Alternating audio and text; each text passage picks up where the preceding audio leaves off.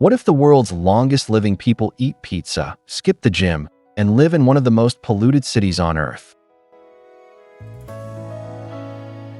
Most people think longevity comes from eating clean, exercising daily, and living somewhere with fresh air and open space. But the data tells a completely different story. In these 10 countries and territories, average life expectancy exceeds 83 years. People routinely live past 85, and the reasons behind their longevity are not what most experts expected. We are talking about a conflict zone that outlives America, a recession that made people healthier, and a city covered in smog where women hold the world record for the longest lives. This is the countdown of the places where people live the longest and the secrets that nobody saw coming. Australia did not get healthy by eating superfoods or doing yoga.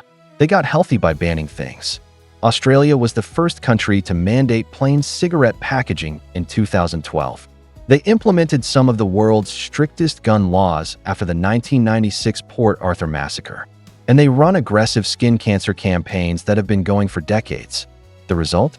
Australians outlive Americans by nearly 5 years, despite having one of the highest skin cancer rates on the planet. Smoking rates dropped to just 8%. Gun deaths plummeted to near zero. And drug and alcohol mortality fell well below every other English-speaking nation. Australia proves something most people miss about longevity. It is less about personal discipline and more about policy discipline. You do not need willpower when the system does the work for you. Iceland's longevity secret is not diet or healthcare. It is bathing. 79% of Icelandic adults regularly visit geothermal pools. This tradition is so important that UNESCO recognized it as intangible cultural heritage in December 2025. These are not luxury spas. They are community gathering spots where elderly people exercise, socialize, and maintain their mental health through brutally dark winters. Combined with the world's cleanest air, an omega-3 rich fish diet, and a remarkable genetic advantage where first-degree relatives of 95-year-olds are twice as likely to reach 95 themselves, Iceland created a longevity formula built on hot water and frozen air. The country also slashed teen substance abuse from 42% to just 5% in less than 2 decades. In Iceland, the bath is the medicine. Israel is a country in perpetual geopolitical tension, yet it has higher life expectancy than the United States, United Kingdom, Canada, and Germany. The most surprising factor? Mandatory military service. Research from the Taub Center shows that compulsory service for all citizens leads to improved physical fitness that adds more than 3 years to male life expectancy.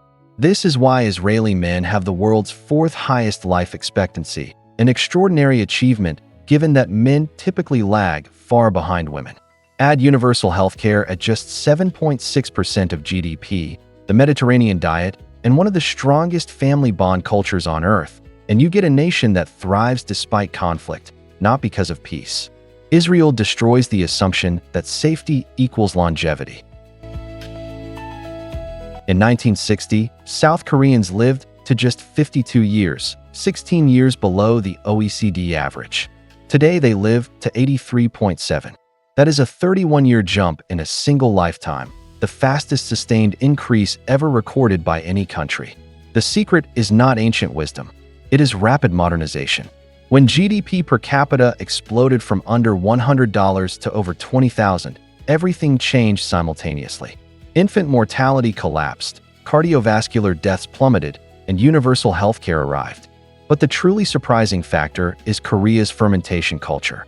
Koreans consume over 2 million tons of kimchi annually, and research shows that a bacteria unique to kimchi literally extends lifespan at the cellular level through anti-aging mechanisms.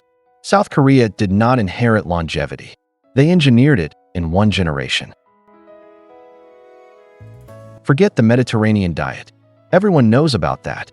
The real surprise in Sardinia's blue zone is that men live almost as long as women. Globally, women outlive men by 5 to 7 years. But in Sardinia's mountain villages, the ratio of male to female centenarians is nearly 1-to-1. This is virtually unheard of anywhere else on Earth. Why? Sardinian men never retired. They walk steep mountain terrain daily. not for exercise but for work, shepherding, farming, foraging. They eat meat only 4 to 5 times per month, getting protein from beans instead. And they maintain dense social networks where men regularly gather, talk, and support each other. As of 2024, Sardinia had over 600 centenarians, and the number is still rising. Italy did not just create longevity. It solved the male mortality gap that the rest of the world has not. Here is the most counterintuitive longevity fact in the world. During Spain's devastating 2008 economic crisis, when unemployment hit 26%, mortality actually decreased at a higher rate than before the crisis. How? When Spaniards lost their jobs, they stopped commuting, which meant fewer traffic deaths. They stopped buying alcohol and cigarettes because they had less money. They spent more time with family, improving mental health. And they cooked at home instead of eating out, which meant healthier meals. Spain also built one of the world's most equitable healthcare systems. Everyone gets the same care regardless of income. Add the siesta tradition, which is correlated with lower blood pressure and late-night social dining culture, and Spain is now projected to overtake Japan in life expectancy within the next decade. Spain proves that money does not buy longevity. In fact, losing money can improve it. Singapore has the world's highest healthy life expectancy, meaning Singaporeans do not just live long. They live long without disability. The secret?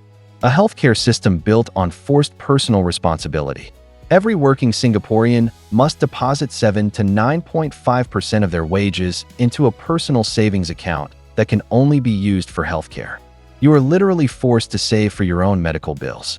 Combined with catastrophic insurance and a safety net for the poorest, Singapore achieves better health outcomes than the United States, United Kingdom, and most of Europe at less than half the cost. The government also financially penalizes unhealthy behavior and rewards preventive care. Singapore proves that the best healthcare system is not free.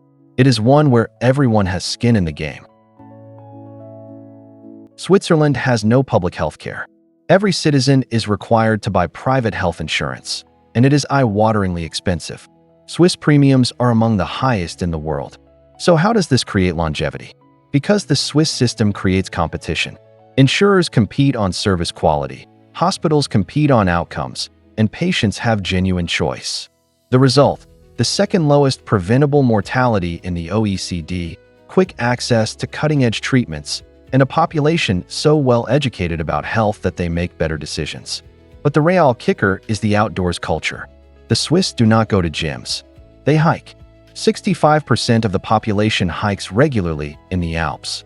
Not on treadmills, not in studios. In actual mountains. Switzerland destroys the myth that free healthcare equals long life. Japan's longevity is not about sushi or green tea. It is about a 2,500-year-old philosophy called hara hachibu, which means eat until 80% full. Okinawans do not count calories.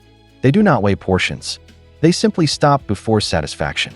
This natural caloric restriction keeps Japan's obesity rate at just 4.9%, compared to 42% in the United States. But the truly surprising factor is ikigai, the Japanese concept of purpose.